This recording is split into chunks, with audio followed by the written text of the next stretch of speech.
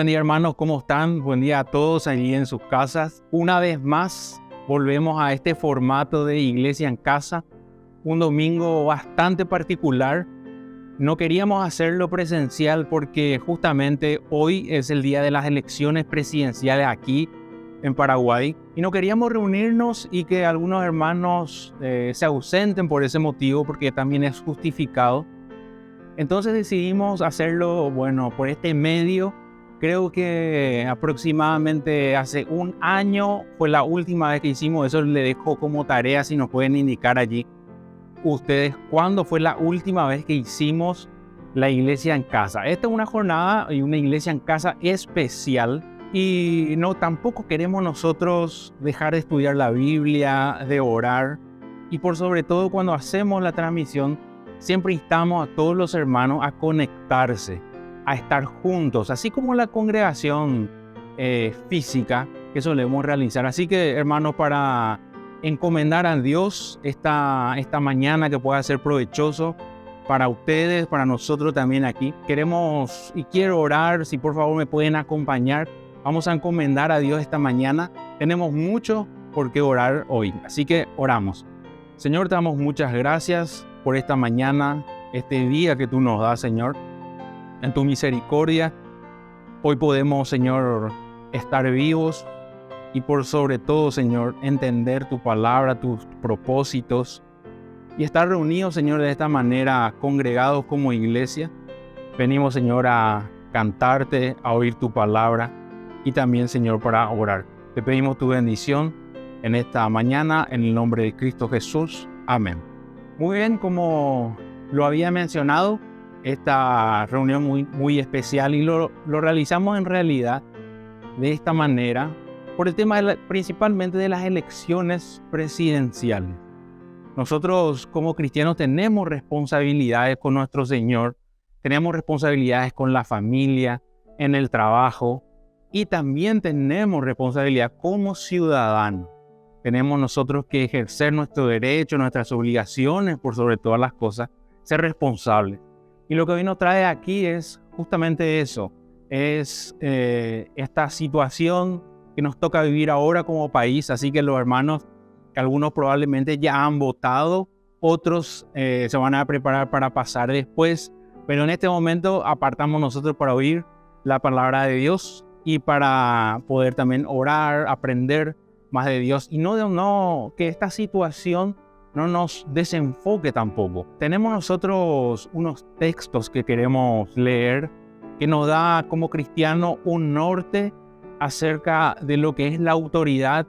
En este caso nos referimos a la autoridad civil, la de los presidentes, la de los diputados, senadores, ministros. La palabra de Dios habla de todo, y habla también de esa autoridad humana que Él puso, dice. Justamente tenemos nosotros unos textos que nos ayudan a poder seguir la voluntad de Dios y entender el propósito y el plan de Dios.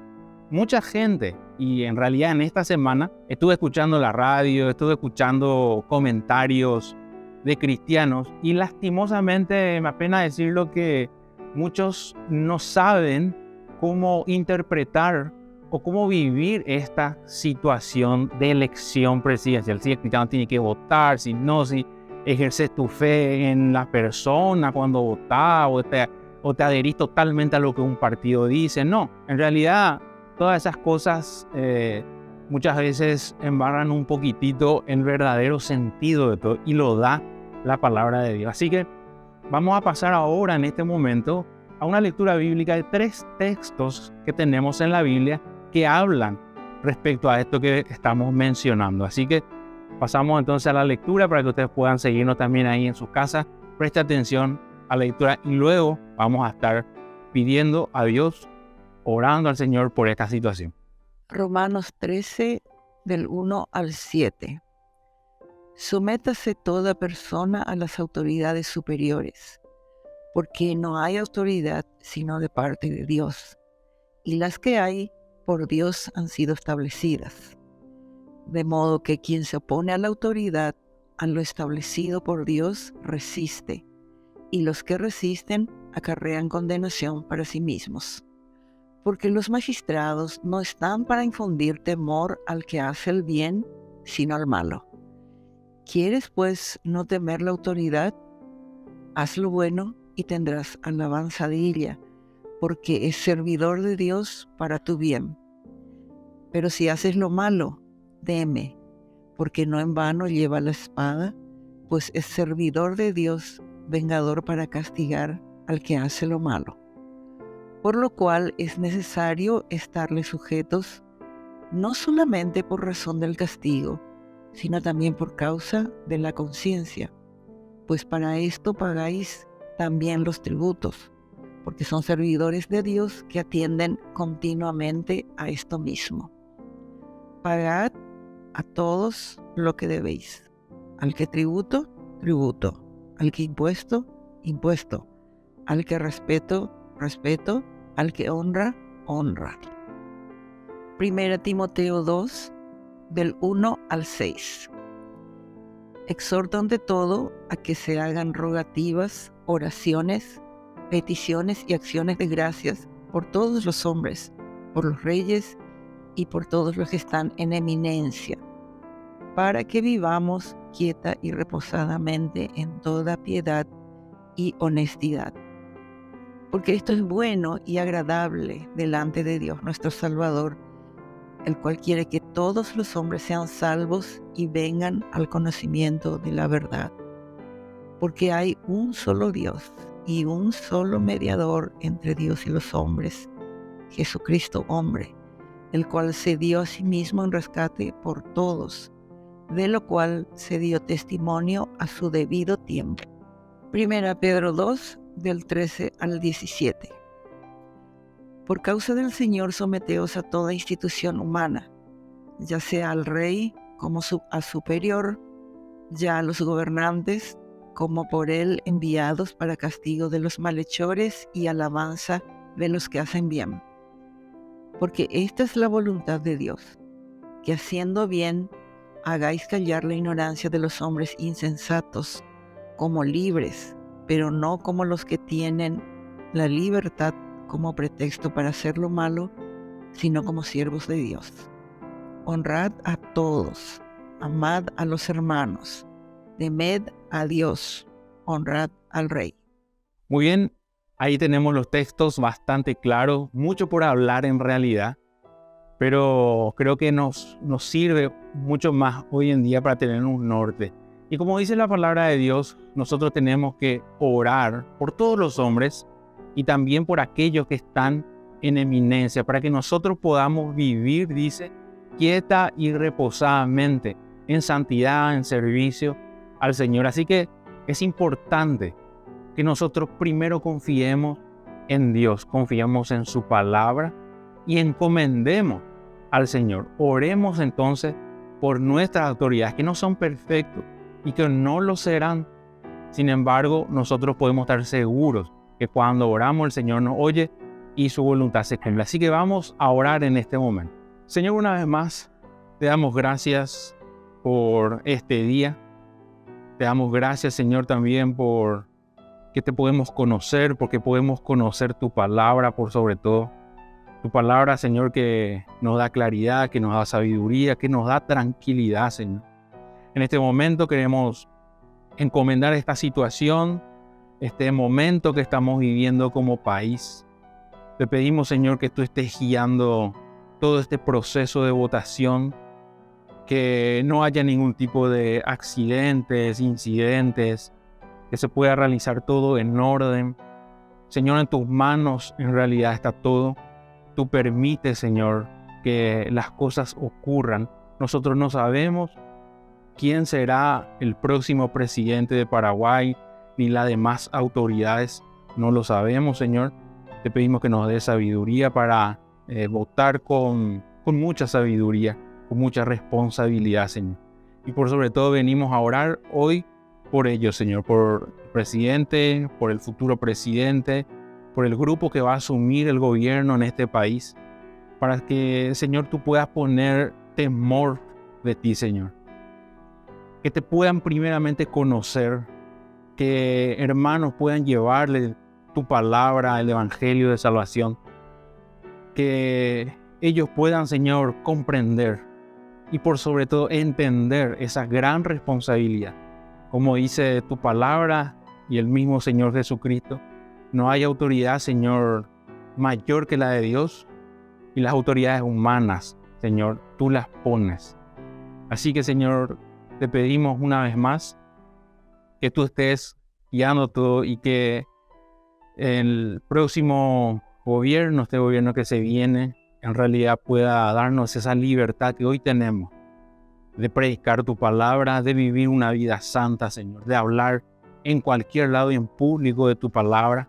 Inclusive, Señor, abre las puertas de las escuelas, de los lugares públicos, para que podamos seguir expandiendo tu palabra y mucha gente pueda conocer, Señor, a nuestro Señor Jesucristo. Y que nosotros podamos ser responsables, sea cual sea el gobierno, de cumplir, Señor, tu voluntad. Encomendamos, Señor, porque confiamos en ti, confiamos en tu palabra, en tu santidad, en tu buena voluntad, en tus propósitos. Dejamos, Señor, en tus manos estas elecciones presidenciales y también, Señor, nuestra iglesia, que podamos seguir sirviéndote con santidad y de la manera más excelente posible. En el nombre de Cristo Jesús. Amén. Por tu cuidado y tu amor, agradecido estoy, Señor.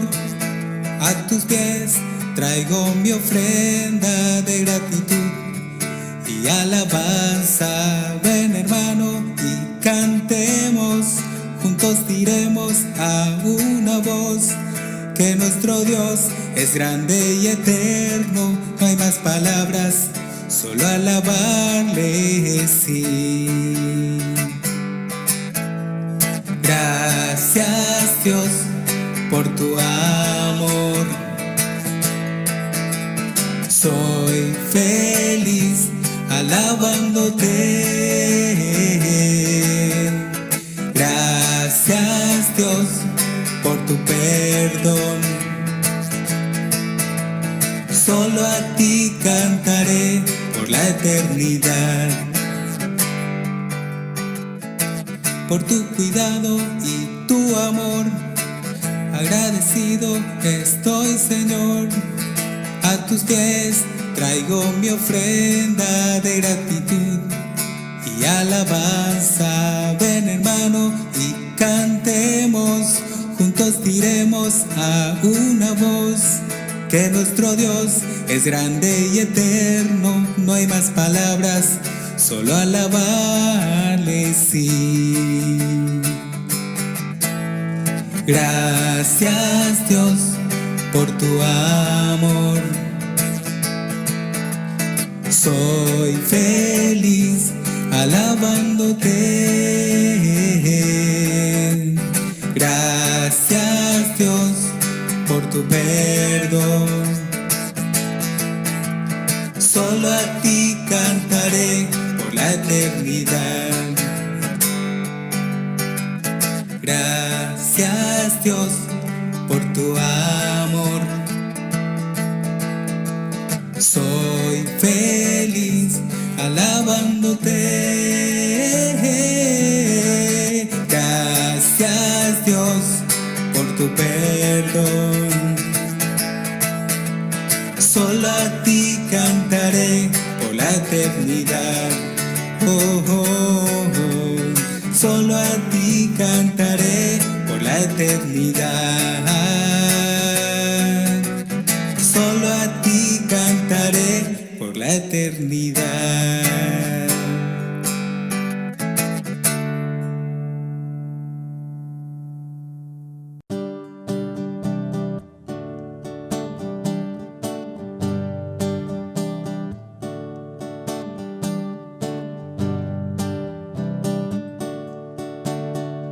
Cantamos entonces Buenos a alabar. Buenos a alabar, oh Señor, tu nombre, darte gloria, honra y honor. Por siempre buenos a alabarte, Jesús, y gozarme en tu poder. Buenos a alabar, oh Señor, tu nombre,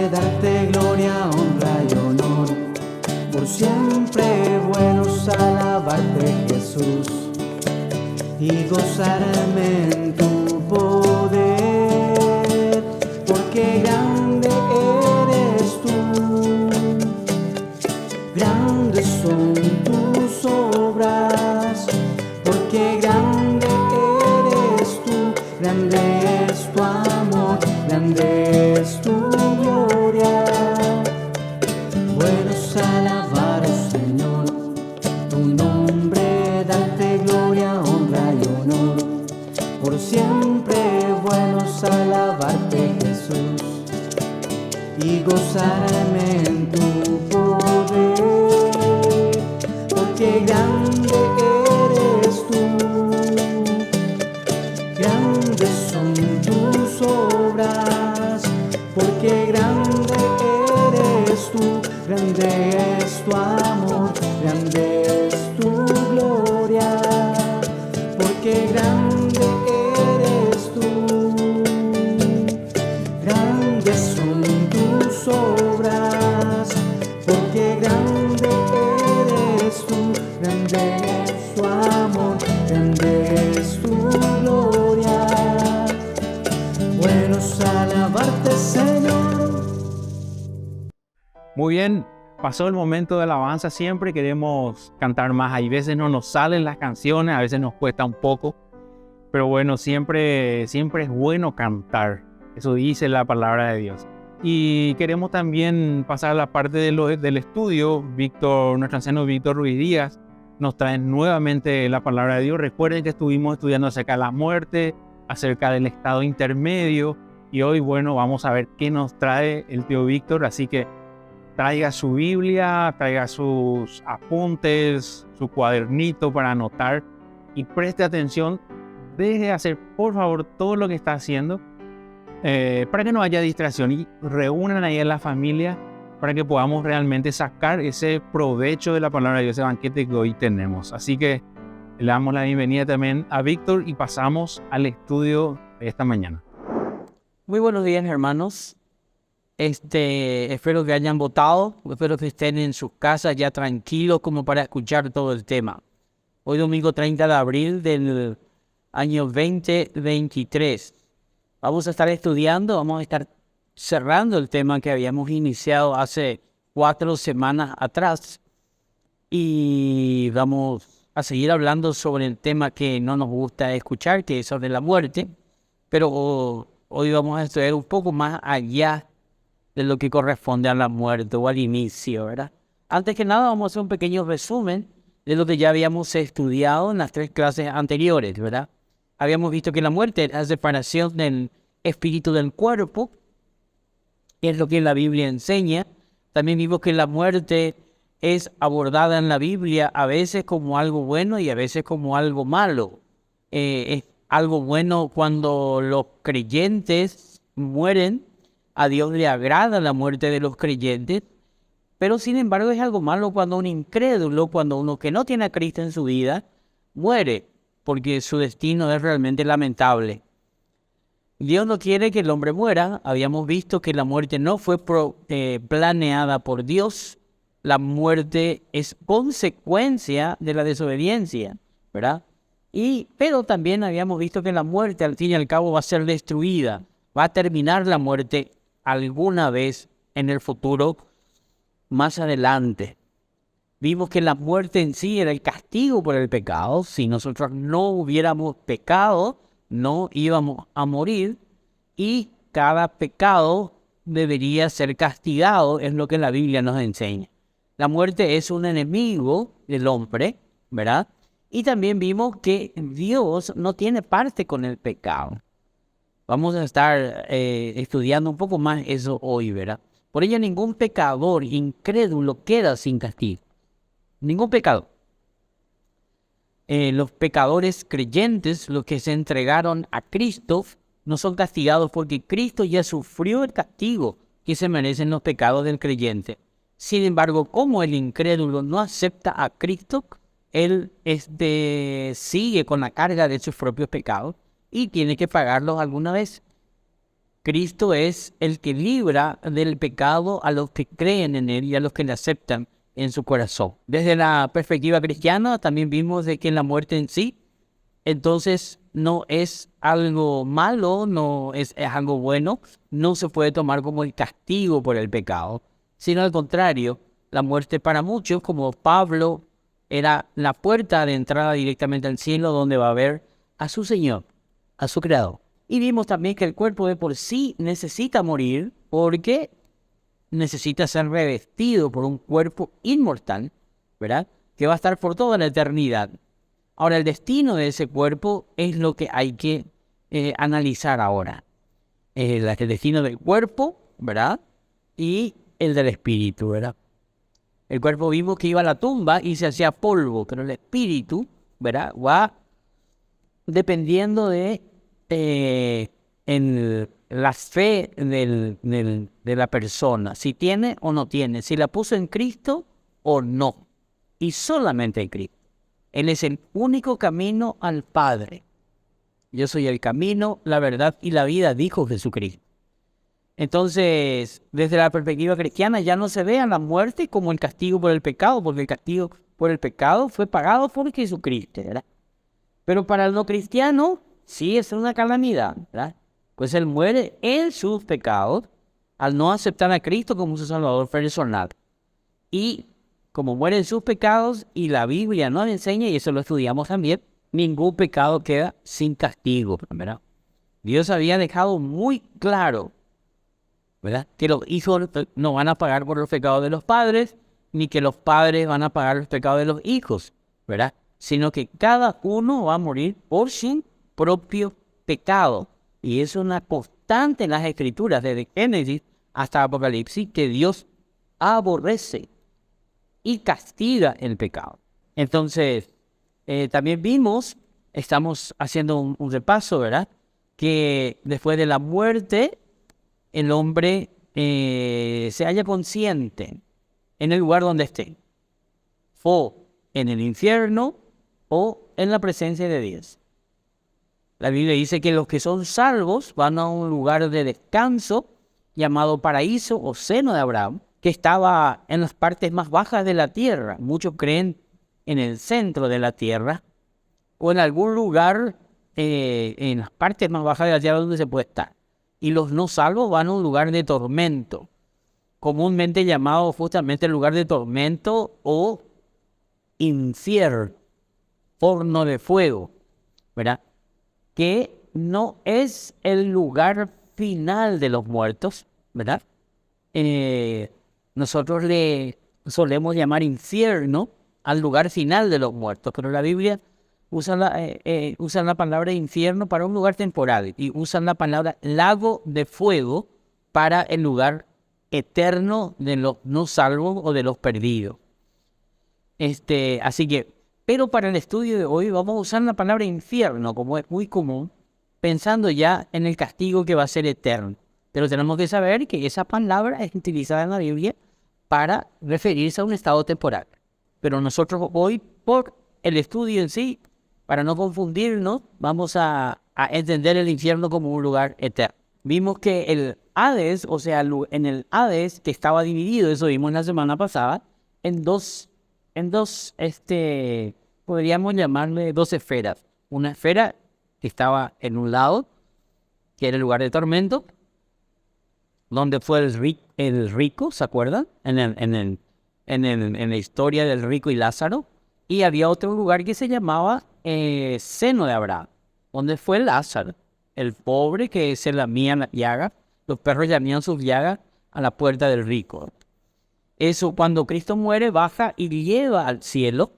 Y ahora, hoy, ya no existe en el Hades el paraíso o el seno de Abraham, sino que está en la presencia inmediata de Dios, ¿verdad? Entonces, y con esto vamos a concluir el resumen, ¿verdad? Vimos que la realidad del infierno como estado eterno, castigo destructivo, y castigo destructivo, la cual es la retribución judicial de Dios para el pecado. Vimos también la certeza del infierno para todos quienes rechacen a Cristo. Dios ofrece vida eterna en Jesucristo, pero la gente lo rechaza. Y vimos que el infierno es justicia. como un adecuado castigo divino sobre la humanidad por sus hechos crueles y fuera de la ley. Habíamos visto que algunos creen que hay un purgatorio donde uno va por un tiempo a pagar sus pecados, pero la Biblia no enseña que existe purgatorio. Al contrario, dice que los que quieren salir de allí no pueden, en Lucas 16:26. Dios decide sobre la vida de cada persona y por sobre todo la cuida a los salvos en el tránsito de la muerte hasta llegar a su presencia. Bueno, hasta ahí el resumen de nuestro estudio, ¿verdad? Vamos a pasar al tema de hoy. Y hoy vamos a ver aquellos que ya murieron, especialmente de los no salvos, dónde van a ir y cómo es el lugar donde van a ir. Y ese es el lugar al que vamos a llamar infierno, que por el estudio en sí de hoy vamos a tomarlo como el estado eterno, porque es un estado temporal. Los que no son salvos van temporalmente al infierno. Y a la hora del juicio ellos van a ser resucitados con cuerpos ya indestructibles y van a ser juzgados por medio de unos libros. Y dice la Biblia que si no estaba escrito en el libro de la vida, su nombre va a ser lanzado al lago de fuego. Ese lago de fuego realmente es el lugar eterno de las almas perdidas. Ahí va a ir Satanás, ahí va a ir el falso profeta, ahí va a ir el anticristo y todos aquellos que no aceptaron a Cristo de todos los tiempos. Pero para el tema de hoy vamos a usar la palabra infierno como el lugar eterno. Así nomás, solamente quiero que sepan eso, ¿verdad? Pero antes de estudiar sobre el infierno y el sufrimiento eterno, es importante obtener una comprensión sólida de lo que Dios es. La Biblia nos dice que Dios es amor. En primera de Juan 4:7 dice: amados, amémonos unos a otros, porque el amor es de Dios. Todo aquel que ama es nacido de Dios y conoce a Dios. El que no ama no ha conocido a Dios, porque Dios es amor. Y en primera de Juan 4:16 nos dice: y nosotros hemos conocido y creído el amor que Dios tiene para con nosotros. Dios es amor, y el que permanece en amor, permanece en Dios y Dios en él. Dios es el autor del amor. Ese es nuestro Dios. Y todas sus acciones están dirigidas por amor. Todas las acciones, ¿verdad? Es más, una vez le dice a Israel en Jeremías 31:33, le dice: con amor eterno te he amado, por tanto te he prolongado mi misericordia, ¿verdad? Dios también es amplio en perdonar. Dios es amor y Dios es amplio en perdonar. En Isaías 55:7 nos dice: deje el impío su camino y el hombre inicuo, el que no teme a Dios, sus pensamientos, y vuélvase a Jehová, el cual tendrá de él misericordia, y al Dios nuestro, el cual será amplio en perdonar. La Biblia dice que si el impío se vuelve de su camino, se arrepiente, cambia, el impío, el que no teme a Dios, el que vive su vida como si Dios no existiera, si él le reconoce y le acepta como su Salvador, dice que Dios tendrá de él misericordia, no está obligado a hacerlo, y también le va a perdonar. Y en Número 14:18 nos dice: Jehová tardo para la ira y grande en misericordia, que perdona la iniquidad y la rebelión, aunque de ningún modo tendrá por inocente al culpable, que visita la maldad de los padres, son los hijos, hasta la tercera y hasta los terceros y hasta los cuartos. En Salmos 36:5 dice: hasta los cielos llega tu misericordia y tu fidelidad alcanza hasta las nubes. En Salmo 33:5 dice: de la misericordia de Jehová está llena la tierra. Y en el Salmo 52:1 dice: la misericordia de Dios es continua. O sea, Dios es misericordioso y perdona. Así es, Dios es amor, es misericordioso y es perdonador. Solamente falta que el hombre vaya a él. Dios es amplio en paciencia, o sea, te espera también mucho tiempo. En Romanos 15:5 nos dice: pero el Dios de la paciencia y de la consolación os dé entre vosotros un mismo sentir. Dios de la paciencia. Dios de la paciencia. Y en 2 de Pedro 3:9 nos dice, es paciente para con nosotros, no queriendo que nadie perezca, que ninguno se pierda, sino que todos procedan al arrepentimiento. Entonces, vemos claramente que Dios es amor, tiene mucha misericordia, quiere perdonarnos, ¿verdad? Tiene mucha paciencia por nosotros y también dice que Él no se goza de la muerte de un pecador. Él no se goza de eso, absolutamente, mucho menos del castigo. Ezequiel dice, 18:32, dice, porque no quiero la muerte del que muere, dice Jehová el Señor, convertíos, pues, y viviré. Ezequiel 33:11 dice, diles, vivo yo, que no quiero la muerte del impío, sino que el impío se aparte de su camino y viva. Claramente, ¿verdad? Dios nos da oportunidades, es misericordioso, tiene paciencia con nosotros, constantemente nos exhorta que nos arrepintamos, pero Él no cede en cuanto al pecado. La persona debe cambiar, debe arrepentirse, debe pedir perdón. En absoluto Dios no negocia con el pecado. ¿Cómo podría entonces Dios torturar al ser humano para siempre y amarlos a la vez? Eso es imposible, eso no es así. Eso es una mala comprensión del concepto del castigo eterno. Entonces, ¿de dónde proviene esta doctrina del infierno y cómo podemos entenderlo? Tenemos que entender claramente que Dios no tiene parte con el pecado y todos los que van a estar con Él en toda la eternidad no tienen que tener participación con el pecado. Pero dirá, todos tenemos participación, claro que sí, pero Jesucristo nos limpia, Jesucristo nos hace impecables. La impecabilidad de Cristo se aplica a nuestra vida cuando nosotros le aceptamos a Él. Eso lo hace el Espíritu Santo. Eso es un milagro, es un regalo de Dios que nosotros no vamos a comprenderlo, pero aceptando a Cristo y creyendo en Él y viviendo conforme a la fe de Cristo, conforme a lo que Él nos dice, sencillamente somos libres. Pero sin embargo hay personas que le rechazan y mueren en eso. Y como Él no tiene parte con el pecado, sencillamente van a vivir eternamente separados de Dios. ¿Y dónde? ¿Y dónde? Primero tenemos que saber lo siguiente. Que el infierno, lo repetimos, ya lo dijimos anteriormente en las clases anteriores, el infierno no fue creado para el ser humano. El infierno fue creado para los ángeles. Dice en Mateo 25, dice la Biblia, apartados de mí, malditos, al fuego eterno, preparado para el diablo y sus ángeles. Ya lo habíamos visto eso en la semana pasada. Miren, el infierno fue preparado para el diablo y sus ángeles, no para nosotros. Por otra parte, en Mateo 25, 33 y 34, ¿qué dice? ¿Qué preparó Dios para nosotros? Dice que aquellos que se deciden por Cristo, heredad el reino que ha sido preparado para vosotros desde la fundación del mundo. Por un lado, antes de la fundación del mundo, el infierno ya fue creado. Aunque algunos creen que está en el centro de la tierra del infierno. O sea, pareciera ser que se creó en simultáneo, pero otros dicen que no está en la tierra, que está a otro lado, ¿verdad?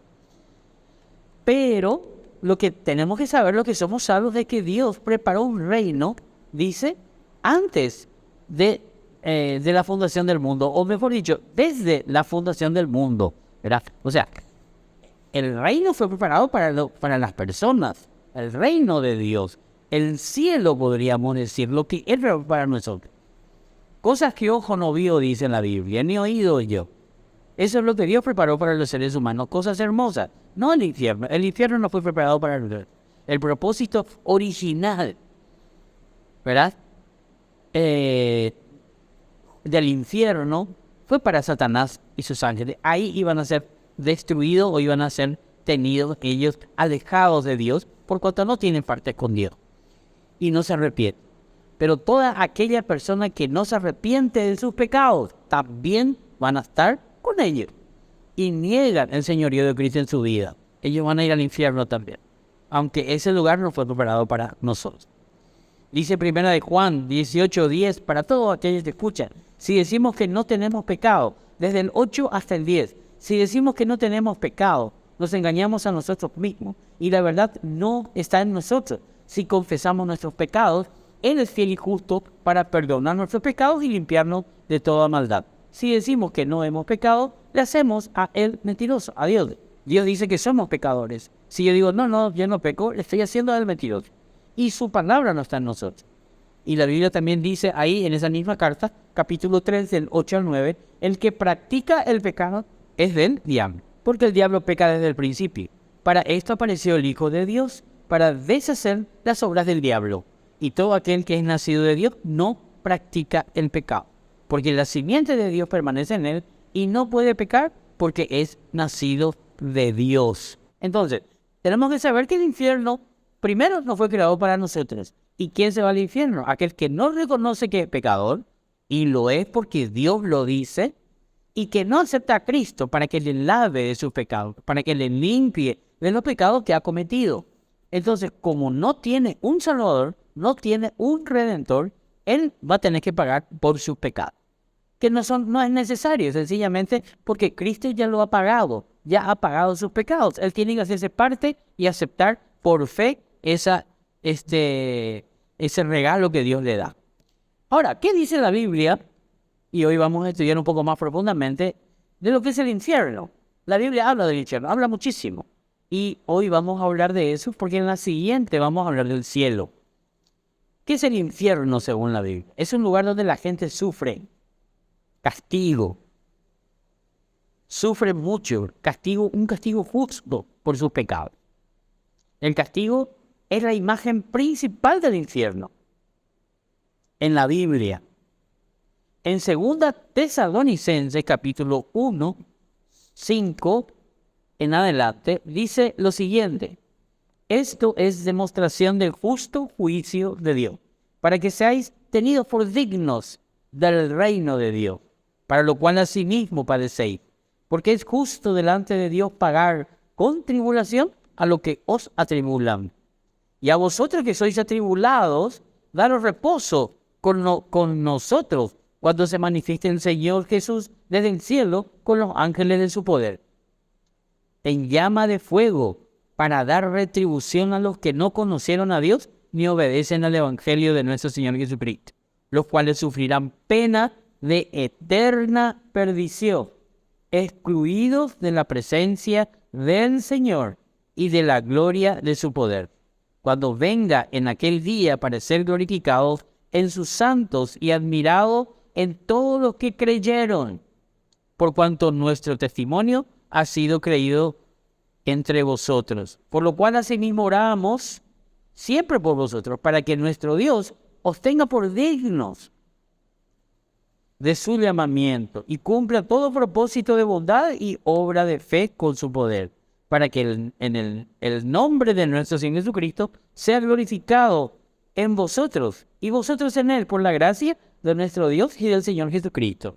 Repito el 9, los cuales sufrirán pena de eterna perdición, excluidos de la presencia del Señor y de la gloria de su poder.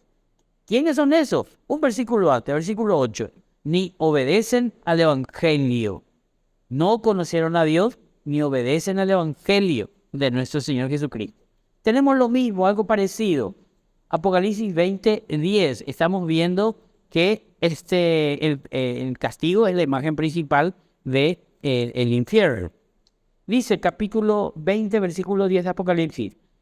Hasta el 14 vamos a leer. Y el diablo que los engañaba fue lanzado al lago de fuego y azufre, donde estaban la bestia y el falso profeta, y serán atormentados día y noche por los siglos de los siglos.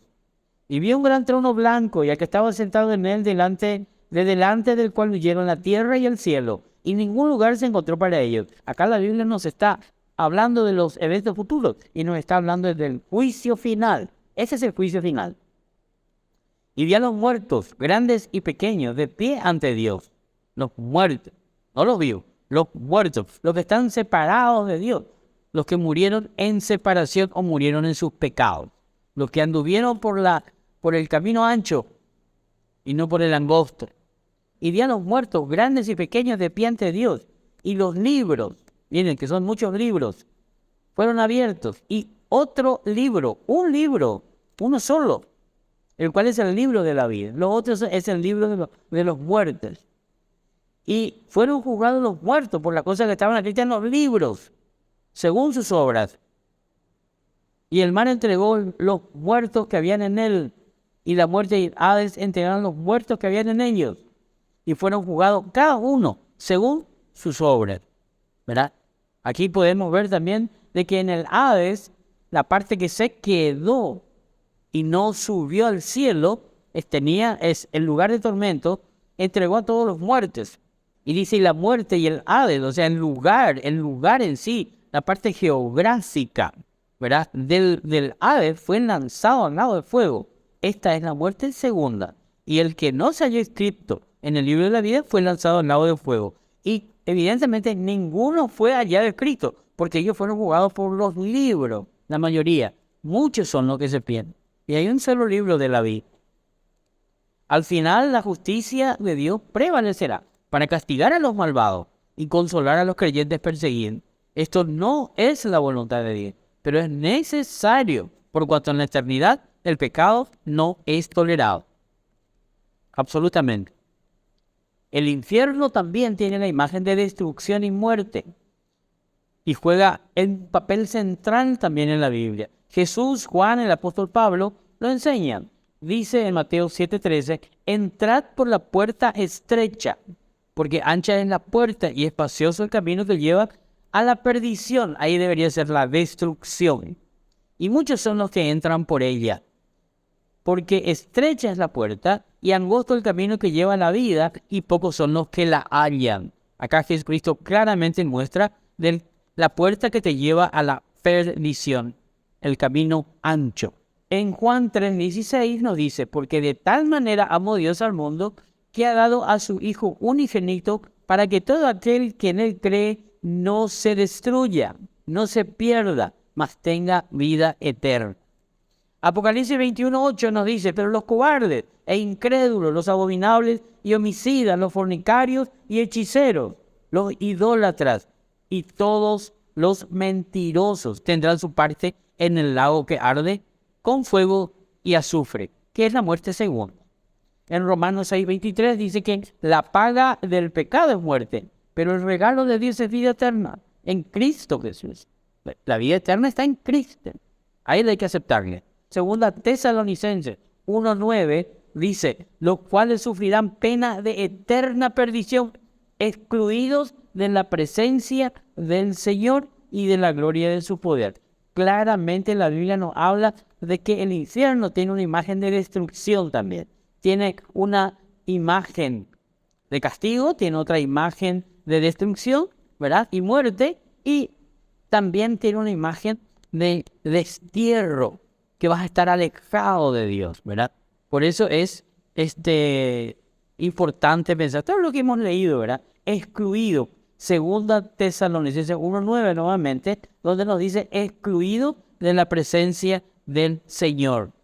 En Mateo 7:21 dice que no todo el que dice Señor, Señor entrará en el reino de los cielos, sino el que hace la voluntad de mi Padre que está en los cielos.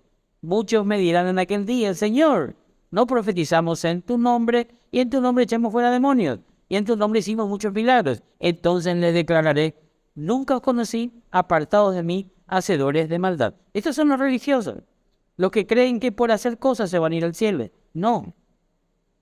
En el cielo van los que son salvos, no los que hacen cosas para ser salvos. Son los que creen en Cristo. En el capítulo 8, versículo 12 de Mateo, también nos dice, los hijos del reino serán echados a las tinieblas de afuera. Allí será el lloro y el crujir de dientes. Y Mateo 13, 41 y 42 nos dice, enviará el Hijo del Hombre a sus ángeles y recogerán de su reino a todos los que sirven de tropiezo y a los que hacen iniquidad, y los echarán en el horno de fuego. Allí será el lloro y el crujir de dientes. Vamos a repetir mucho estos versículos. Entonces, hay una imagen de destierro, alejado de Dios. Apocalipsis 22, 14 y 15 nos dice así, bienaventurados los que lavan sus ropas para tener derecho al árbol de la vida y para entrar por las puertas de la ciudad. Mas los perros estarán fuera, los hechiceros, los fornicarios, los homicidas, los idólatras y todo aquel que ama y hace mentira. El destierro transmite una terrible exclusión de la gracia de Dios debido a su juicio activo y enfatiza la desolación y el carácter final de la situación. En las Escrituras se señala con frecuencia que los que están en el infierno van a experimentar sufrimiento. Y Jesucristo claramente dice, ¿verdad? Si tu mano, en Marcos 9, 43 al 48, dice, si tu mano te fuera ocasión de caer, córtala. Mejor te es entrar en la vida manco que teniendo dos manos ir al infierno, al fuego que no puede ser apagado, donde el gusano de ellas no muere y el fuego nunca se apaga. Si tu pie te fuera ocasión de caer, córtalo. Te es mejor entrar en la vida cojo que teniendo dos pies y ser echado al infierno, al fuego que no puede ser apagado, donde el gusano de ellos no muere y el fuego nunca se apaga. Si tu ojo te fuera ocasión de caer, sácalo. Mejor te es entrar al reino de Dios con un ojo que teniendo los dos y ser echado al infierno, donde el gusano de ellos no muere y el fuego nunca se apaga. Aquí Jesucristo, o mejor dicho, el Evangelio de Marcos, repite 3 veces esta cosa, mostrando la verdad o la ocurrencia ineludible o que va a ocurrir sí o sí esto. El gusano no muere, el fuego nunca se apaga. Imagínense vivir sin brazo, es dolorosísimo, es terrible. Vivir sin ojo, vivir sin pierna. Pero dice, es mucho mejor eso que ir al infierno. O sea, realmente el infierno habla de sufrimiento, mucho sufrimiento. Como el de un horno de fuego soportando una congoja, un dolor inimaginable. Jesús habla con mucha frecuencia del sufrimiento del infierno. El dolor que experimentamos provoca crujir de dientes. El lloro y el crujir de dientes, la Biblia menciona mucho eso, ¿verdad? Mateo 22, 13 nos dice, entonces el rey dijo a los que servían, atadle de pies y manos y echadle en las tinieblas de afuera. Allí será el lloro y el crujir de dientes. Mateo 24, 50 dice, vendrá el Señor de aquel siervo en día que éste no espera y a la hora que no sabe, y lo castigará duramente y pondrá su parte con los hipócritas. Allí será el lloro y el crujir de dientes. Y el 25, 30 dice, al siervo inútil, echadle en las tinieblas de afuera. Allí será el lloro y el crujir de dientes. Ese es el dolor que se experimenta en el infierno. El lloro, llorar y crujir de dientes. El libro de Hebreos advierte que el infierno es terrible y espantoso. Capítulo 10, desde el 27 al 31, dice, porque si pecaremos voluntariamente, después de haber recibido el conocimiento de la verdad, ya no queda más sacrificio por los pecados, sino una horrenda expectación de juicio y de hervor de fuego que ha de devorar los adversarios. El que viola la ley de Moisés por el testimonio de 2 o 3 testigos muere irremisiblemente. ¿Cuánto mayor castigo pensáis que merecerá el que pisoteare al Hijo de Dios? Los que rechazan a Cristo, los que no le reciben en su corazón y no quieren aceptar a Cristo. Y tuviere por inmunda la sangre del pacto en la cual fue santificado e hiciera frente al Espíritu de gracia. Sí, porque el Espíritu Santo toca el corazón. Y el que rechaza al Espíritu Santo. Pues conocemos, dice el versículo 30, al que dijo, mía es la venganza, yo daré el pago, dice el Señor. Y otra vez, el Señor juzgará a su pueblo. Horrenda cosa es caer en manos del Dios vivo. El retrato de Juan es también terrible e inolvidable. Aquellos en el infierno sentirán toda la fuerza de la furia de Dios. Dios está enojado con los pecadores. Y eso nos muestra en Apocalipsis capítulo 14, del 9 al 11. Y nos dice lo siguiente. El tercer ángel lo siguió diciendo a gran voz, si alguno adora a la bestia y a su imagen, y recibe la marca en su frente o en su mano, él también beberá del vino de la ira de Dios, que ha sido vaciado puro en el cáliz de su ira, y será atormentado con fuego y azufre, delante de los santos ángeles y del Cordero.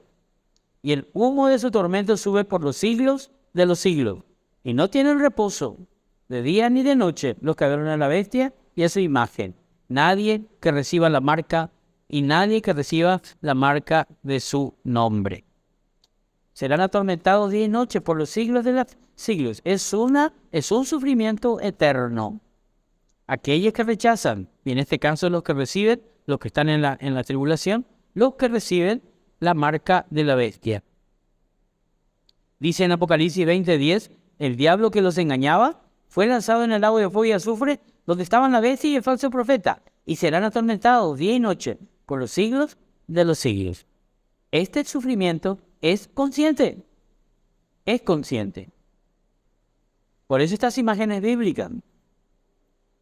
Estas imágenes implican que aquellos que están en el infierno sabrán que están sufriendo y sabrán también que es justo. Es justo lo que están pasando. Por eso el crujir de dientes, por eso el lloro, porque se arrepienten tarde, allá ya en condenación. También podemos ver claramente que el infierno es eterno.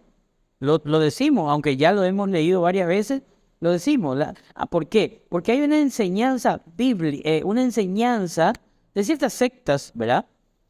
Que hablan del universalismo y el aniquilacionismo, ¿verdad?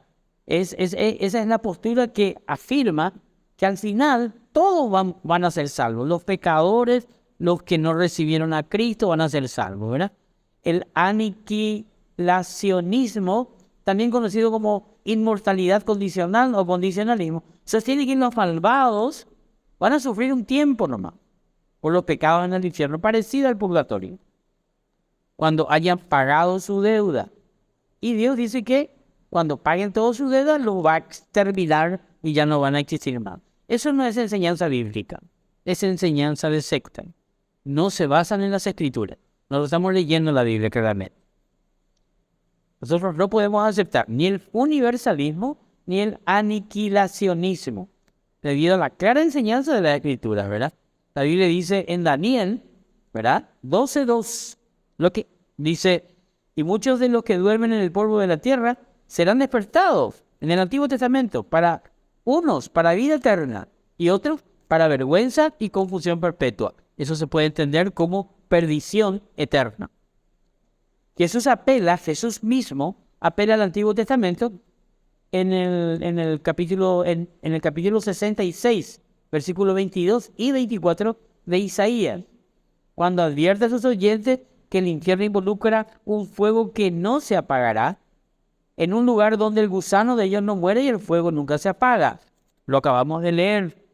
Y eso está en Isaías, él apela a eso para decir eso. Dice Isaías 66, comenzando con el 22. Porque como los cielos nuevos y la tierra nueva, y la nueva tierra que yo hago, permanecerán delante de mí, dice Jehová, así permanecerá vuestra descendencia y vuestro nombre. Y de mes en mes, y de día de reposo en día de reposo, vendrán todos a adorar delante de mí, dijo Jehová.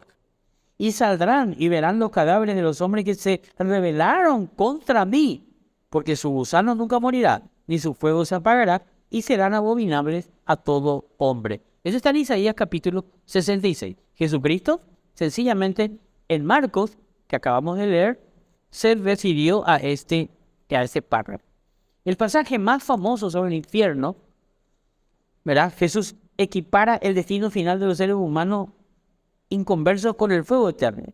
En el pasaje más famoso sobre el infierno, ¿verdad? Que dice que serán atormentados día y noche por los siglos de los siglos. Jesús contrasta a estos, ¿verdad?, con los salvos, ¿verdad? Dice en Mateo 25:46, lo que acabamos de decir, ¿verdad? Si bien esto está también en el Mateo 25:41, Apocalipsis 20:10, ¿verdad? Dice, irán estos al castigo eterno, los perdidos, y los justos a la vida eterna. Ambas cosas son eternas. El castigo en el infierno y la vida eterna en el cielo o como podemos decir en el nuevo cielo, nueva tierra, o en la nueva Jerusalén. Él describe ambos destinos en una sola oración como eternos. O sea, el infierno es eterno y la vida de los salvos es también eterna. Claramente el castigo de los perdidos no tiene fin. Juan también testifica de la eternidad del infierno, ¿verdad? Dice Apocalipsis 14, 10 y 11. Él también beberá del vino de la ira de Dios que ha sido vaciado puro en el cáliz, ya lo leímos, de su ira, y será atormentado con fuego y azufre delante de los ángeles y del Cordero. Y en el 11, escuchen lo que dice, no tienen reposo de día ni de noche. Dice el 11, y el humo de su tormento sube por los siglos de los siglos, y no tienen reposo ni de día ni de noche, los que adoran a la bestia y a su imagen, ni nadie que reciba la marca de su nombre. No tienen reposo, están conscientes, están cansados del sufrimiento. El carácter sin fin de este castigo se confirma con la afirmación de que Satanás, entre otros, el diablo, fue lanzado al lago de fuego y azufre, y serán atormentados de día y noche por los siglos de los siglos. En el nuevo cielo y en la nueva tierra que Dios va a crear, el diablo ya va a estar en el infierno eterno, donde él ya no va a tener parte, ya no va a poder participar, ni tentar, ni actuar en el nuevo cielo, en la nueva tierra. 5 versículos después, ¿verdad? En 20:15 dice, el que no se haya inscrito en el libro de la vida fue lanzado al lago de fuego. Independientemente de lo que deseemos que sea la verdad, el testimonio de las Escrituras es claro. La Biblia enseña lo que estamos diciendo. Hoy estoy leyendo prácticamente Biblia sin dar mucho comentario de cada versículo, porque la Biblia es muy clara al respecto. Existe un infierno donde los pecadores, los que no recibieron a Cristo, los que no aceptan a Cristo ni su señorío, van a pasar eternamente en ese lugar consciente, sufriendo, sin tener descanso, sin tener reposo, ¿verdad? Por toda la eternidad. Al rechazar a Dios, nunca experimentarán la gloriosa presencia o la bendición, ¿verdad? La vida eterna. Pero la buena noticia es que Cristo es pacificador, que por su muerte y resurrección nos reconcilia con Dios. Escuche bien esto, amigo que nos está escuchando, donde sea. Dice el apóstol Pablo en la carta a los Romanos que Dios nos reconcilia con Él a pesar de que somos pecadores. Dice en el capítulo 5, versículo 10 en adelante, porque si siendo enemigos fuimos reconciliados con Dios por la muerte de su Hijo, mucho más estando reconciliados, ya seremos salvos por su vida. Y no solo esto, sino que también nos gloriamos en Dios por el Señor nuestro Jesucristo, por quien hemos recibido ahora la reconciliación. Y en Colosenses 1:21, también el apóstol Pablo, en la carta a los Colosenses, nos dice, y vosotros también que eras en otro tiempo extraños y enemigos en vuestra mente, haciendo malas obras, ahora os ha reconciliado en su cuerpo de carne por medio de la muerte. La muerte de Cristo nos reconcilió, nos abrió la puerta de la reconciliación. Dice, para presentaros santos y sin mancha e irreprensibles delante de Él. El resultado es la paz entre Dios y nosotros, a pesar de que somos pecadores, ¿verdad? Necesitamos ser liberados porque tenemos enemigos espirituales poderosos, huestes espirituales de maldad. El pecado, la muerte, Satanás y el infierno. Cristo es nuestro vencedor, quien con su muerte y resurrección derrota a nuestros enemigos y nos libra de la condenación que merecemos. Dice en Colosenses capítulo 2, versículo 13, y a vosotros estando muertos en pecados y en la incircuncisión de vuestra carne, os dio vida con él, juntamente con Él, perdonándoos todos los pecados, anulando el acta de los decretos que había contra nosotros y que nos era contraria. El acta es el escrito en contra nuestro, lo que se va a leer en los libros al final de los tiempos.